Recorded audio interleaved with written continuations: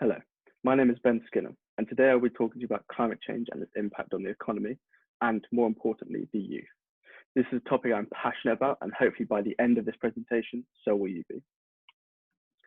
Let us travel forward in time to the year 2100 AD to explore life on Earth.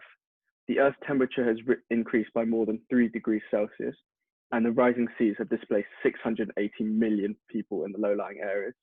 Extreme weather patterns have caused untold devastation. A third of our animal species have been lost due to changes in biodiversity. And this is sadly an accurate prediction by the UN Intergovernmental Panel on Climate Change if we don't act now. The definition of climate change is a change in global climate patterns, including global warming driven by human emissions of greenhouse gases such as carbon dioxide and methane. It's a natural process, but in recent years, humans have accelerated it, causing devastating effects. Causes of accelerated climate change include burning of fossil fuels, deforestation, and farming. Since 1970, CO2 emissions have increased by 90% as population and the economy grows, leading to global temperatures to rise dangerously. Each year, as tropical forests are cut down, this contributes almost 5 billion tons of carbon dioxide, which somehow only counts for 8 to 10% of total human CO2 emissions. As well as its serious impacts on the environment and people, climate change is one of the biggest threats to economic stability. The potential consequences of extreme weather conditions are flooding, hurricanes, and droughts, which cause damage to human life, infrastructure, and livestock. This has a significant economic impact due to increase in insurance claims, destabilization of global markets, and increased financial risks. According to Morgan Stanley, climate disasters already cost North America $415 billion in the last 3 years. As resources are destroyed, this will increase the cost for businesses to produce, leading to the world becoming more expensive to live in. Inequality will be on the rise as it traps the poor who cannot adapt to the changes, unlike the more affluent. By 2050, cumulative damages from climate change may reach $8 trillion worth of damage, an inconceivable amount of debt for the future to deal with. Now, let's look at what type of world we are leaving behind for the youth. This picture was taken from a climate change march in Hong Kong. Around 6 million people across the world have joined these youth-led marches, so it's clear to see how the youth feel about their future.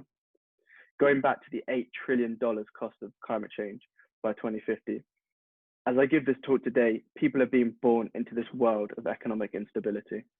Without having any say, the youth are having the future taken away from them. Climate change is causing the damage to our ever-providing world, which will eventually not be able to survive. On top of this, the mental health of young people has been on decline in recent years, and this existential worry of climate change has only added to this. As many of you may be aware, the girl on the left is Greta Thunberg, a climate change activist who sparked a youth-led revolution for government action, speaking at the UN Climate Summit. It is clear just from the picture to see the passion she has about this crisis. More and more young people are voicing their opinions. More young people are being invited to talk at big international climate assemblies, trying to make it clear the youth want to see government action. We can help by doing the same and making it clear that we also want to see government action against climate change through emailing our local MP or joining in the youth-led climate marches. Following organizations such as Extinction Rebellion, who are actively fighting against climate change and keeping us up to date.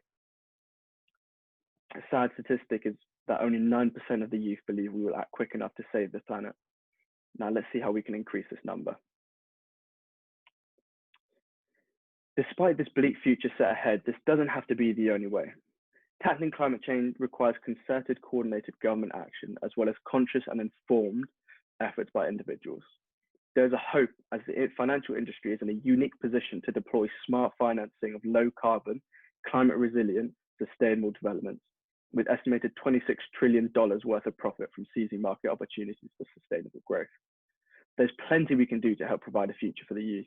One of the biggest things we can do is talk to others about this issue, and this should hopefully lead to a more environmentally sustainable society. We can make more conscious decisions to combat climate change, whether that's shopping at a local grocer or seeking a more environmentally friendly way to heat your home.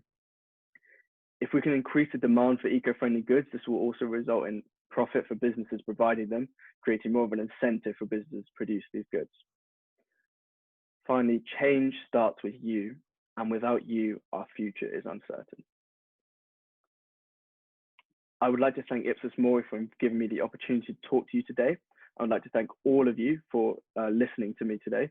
And I want you to know that you can be the change this world needs. I'm also very happy to answer any questions you may have. Thank you.